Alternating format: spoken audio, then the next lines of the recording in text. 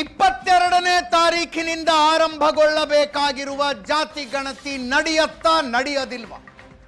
ಇಂಥದ್ದೊಂದು ಪ್ರಶ್ನೆ ಏಕಾಏಕಿ ಹುಟ್ಟಿಕೊಂಡದ್ದು ನಿನ್ನೆ ಸಚಿವ ಸಂಪುಟ ಸಭೆಯಲ್ಲಿ ಆದ ಚರ್ಚೆಯ ಮಾಹಿತಿ ಹೊರಗೆ ಬಂದಾಗ ಎಚ್ ಕೆ ಪಾಟೀಲ್ ಕಾನೂನು ಸಚಿವರು ಈ ಪ್ರಶ್ನೆಯನ್ನು ಎತ್ತುತ್ತಾರೆ.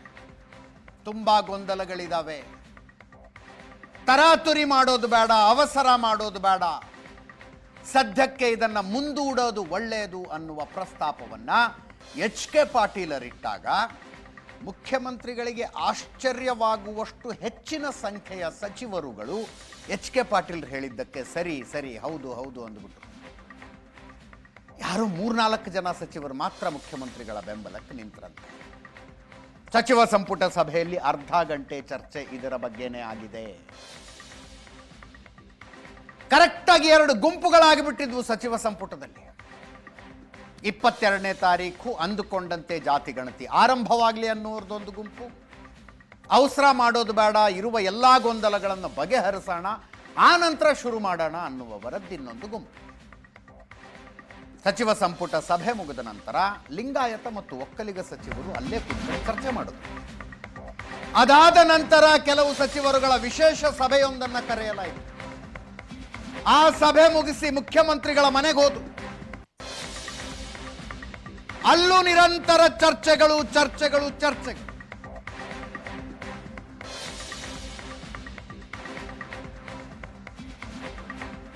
ಜಾತಿ ಗಣತಿ ಆರಂಭ ಆಗತ್ತಾ ಆಗದಿಲ್ವಾ?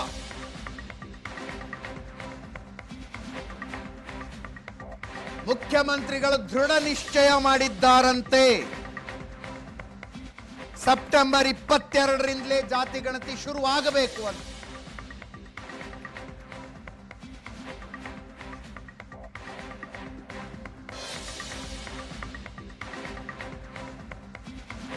ಅದರ ಜೊತೆಗೆ ಅನೇಕ ಗೊಂದಲಗಳಿದ್ವು. 331 ಜಾತಿಗಳನ್ನು ಹೆಚ್ಚುವರಿಯಾಗಿ ಸೇರಿಸಲಾಗಿದೆ. ಜಾತಿಗಳ ಜೊತೆಗೆ ಕ್ರಿಶ್ಚಿಯನ್ ಅನ್ನುವ ಶಬ್ದ ಸೇರಿಸಿ 47 ಪಟ್ಟಿ ಮಾಡಿದ್ದಾರೆ. ಇತಿಹಾಸದಲ್ಲೇ ಹಿಂದೆ ಇರುವಂಥದ್ದಿದು ಅಂತ. ಹಿಂದುಳಿದ ವರ್ಗದ ಆಯೋಗದ ಅಧಿಕಾರಿಗಳನ್ನ ಕರೆಸ್ಕೊಂಡು ಸಚಿವರುಗಳ ಅವರಿಂದ ಎಕ್ಸ್ಪ್ಲನೇಷನ್ ತಗೊಂಡ್ರು.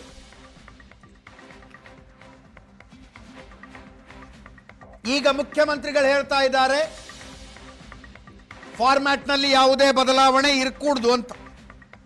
ಬರ್ತಾ ಇರುವ ಮಾಹಿತಿ ಇದು.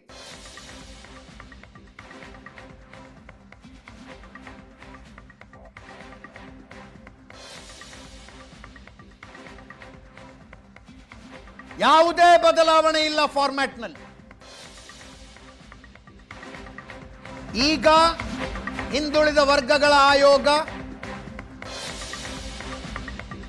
ಎಷ್ಟು ಕಾಲಂ ಇಟ್ಟಿದೆಯೋ, ಎಷ್ಟು ಜಾತಿ ಉಪಜಾತಿಗಳನ್ನು ಇಟ್ಟಿದೆಯೋ ಅಷ್ಟೇ ಮುಂದುವರಿಯೋದು. ಗಣತಿ ಮುಗಿದ ನಂತರ ಟ್ಯಾಬ್ಯುಲೇಷನ್ ಮಾಡುವಾಗ ಉಳಿದಿದ್ದು ಯೋಚನೆ ಮಾಡಿದ್ರಾಯ್ತು ಅಂತಿದ್ದಾರೆ.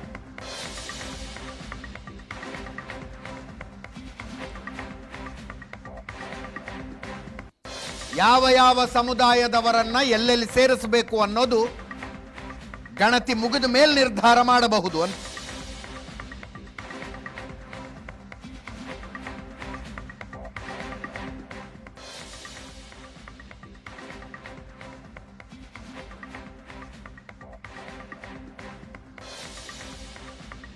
ಹಿರಿಯ ಸಚಿವರುಗಳು ಸಿದ್ದರಾಮಯ್ಯನವರನ್ನ ಕನ್ವಿನ್ಸ್ ಮಾಡೋದಕ್ಕೆ ಟ್ರೈ ಮಾಡಿದ್ರು ನಿನ್ನೆ.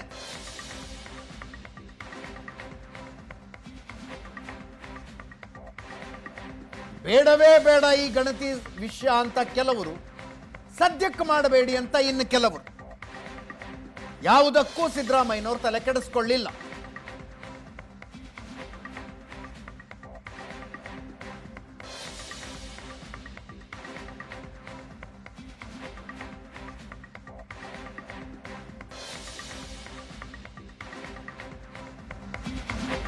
ನಿನ್ನೆ D K Shivakumar, Shivaraj Tangadagi, Santosh Lad, H K Patil, Bhairathi Suresh, ಮುಖ್ಯಮಂತ್ರಿಗಳ ಕಾನೂನು ಸಲಹೆಗಾರ ಶಾಸಕ ಪೊನ್ನಣ್ಣ, ಚೀಫ್ ಸೆಕ್ರೆಟರಿ ಶಾಲಿನಿ, ರಜನೀಶ್ ಸೇರಿದಂತೆ ಹಲವರ ಜೊತೆ ಸಭೆ ನಡೆಯಿತು.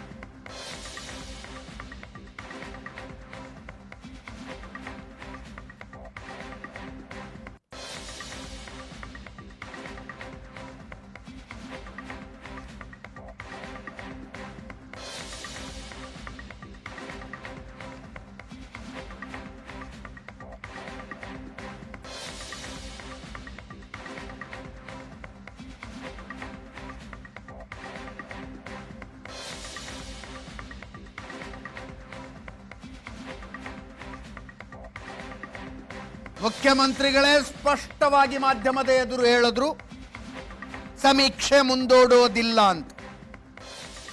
ಹಿಂದುಳಿದ ವರ್ಗಗಳ ಆಯೋಗ ಒಂದು ಸಾಂವಿಧಾನಿಕ ಸಂಸ್ಥೆ. ಪಟ್ಟಿಯಲ್ಲಿ ಈ ಜಾತಿ ಇರಲಿ, ಇದು ಇರೋದು ಬೇಡ ಅಂತ ನಾವೆಲ್ಲ ಹೇಳೋದಕ್ಕೆ ಬರೋದಿಲ್ಲ. ಎಲ್ಲ ತೀರ್ಮಾನನೂ ಆಯೋಗನ ತೆಗೆದುಕೊಳ್ಳುತ್ತೆ ಅಂದ್ರು. ಇನ್ನು ಉಪಮುಖ್ಯಮಂತ್ರಿಗಳು ಹೇಳಿದ್ರು ಜಾತಿ ಗಣತಿಯ ಬಗ್ಗೆ ಬಿಜೆಪಿ ಅವರು ಅಪಪ್ರಚಾರ ಮಾಡ್ತಿದ್ದಾರೆ ಅಂತ.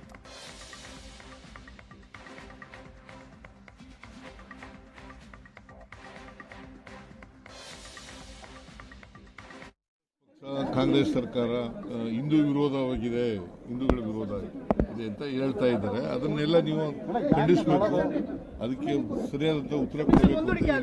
22ರಿಂದ ಸಮೀಕ್ಷೆ ಇದೆ ಸರ್, ಅದನ್ನ ಮುಂದೂಡಬೇಕು ಅಂತ ಕೆಲವರು ಹೇಳ್ತಾ ಇದ್ದಾರೆ. ಯಾರು ಹೇಳಿದ್ದು ಮುಂದೂಡಲ್ಲ? ಬ್ಯಾಕ್ವರ್ಡ್ ಕ್ಲಾಸ್ ಕಮಿಷನ್ ಇದೆಯಲ್ಲ, ಅದು ಕಾನ್ಸ್ಟಿಟ್ಯೂಷನ್ ಅಲ್ಲಿ ಕಾನ್ಸ್ಟಿಟ್ಯೂಟೆಡ್ ಬಾಡಿ, ಸ್ಟ್ಯಾಚ್ಯೂಟರಿ ಬಾಡಿ. ಅವ್ರಿಗೇನು ನಿರ್ದೇಶನ ಕೊಡಕ್ ಬರಲ್ಲ, ಮತ್ತೆ ಮುಂದೂಡಕ್ ಹೋಗಲ್ಲ. ಅವ್ರ ಅಭಿಪ್ರಾಯ ಎಲ್ಲ ಹೇಳಿದ್ದಾರೆ, ಅದೆಲ್ಲ ಕೇಳಿದ್ದಾರೆ. ಅವರು ತೀರ್ಮಾನ ನಾವೆಲ್ಲ ಸರಿ ಮಾಡ್ತೀವಿ, ಯಾರು ಗೊಂದಲ ಆಗೋದು ಬೇಡ. ಬಿಜೆಪಿಯವರು ಬೇರೆ ಪಾರ್ಟಿಯವರೆಲ್ಲ ಬಹಳ ಷಡ್ಯಂತ್ರವಾಗಿ ಪ್ರಚಾರ ಮಾಡ್ತಾ ಇದ್ದಾರೆ. ನಾವೆಲ್ಲರಿಗೂ ನ್ಯಾಯ ತೆಗೆದುಕೊಡ್ತೀವಿ. ಅದನ್ನ ಆಲ್ಫಾಬೆಟಿಕ್ ಆರ್ಡರ್ಲಿ ಲಿಸ್ಟ್ ಮಾಡಿದ್ದಾರೆ ಅಷ್ಟೇ. ಎಲ್ಲರೂ ಕೂಡ ಪ್ರತಿ ಮನೆಗೂ ಹೋಗ್ತೀವಿ, ಗಾಬರಿ ಪಡೋಂಥ ಅವಶ್ಯಕತೆ ಇಲ್ಲ. ಸಾಮಾಜಿಕವಾದಂಥ ನ್ಯಾಯ ಕೊಡಬೇಕು ಅನ್ನೋದನ್ನು ನಾವು ಮಾಡ್ತೀವಿ. ಕಾನೂನು ಚೌಕಟ್ಟಿನಲ್ಲಿ ನಾವು ಮಾಡ್ತೀವಿ. ಸುದರ್ಶನ್ ಸರಿಯಾಗಿ ಕೊಟ್ಟಿದ್ದಾರೆ. ಅವರು ಅದಕ್ಕೆ ಎಲೆಕ್ಷನ್ ಇವರು ಬ್ಯಾಕ್ವರ್ಡ್ ಕ್ಲಾಸ್ ಕಮಿಷನ್ಗೆ ಹೋಗಿ ಅವರು ಒಬ್ಬ ಹಿಂದುಳಿದ ನಾಯಕರು, ಅವರ ಅನುಭವನ ಹೋಗಿ ತಿಳಿಸಿ ಅಂತ ನಾವು ಅವ್ರಿಗೆ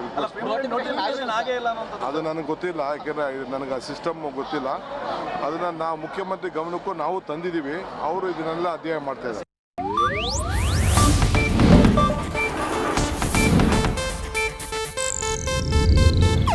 ಇದು ಏಷ್ಯಾನೆಟ್ ನ್ಯೂಸ್ ನೆಟ್ವರ್ಕ್ ಪ್ರಸ್ತುತಿ.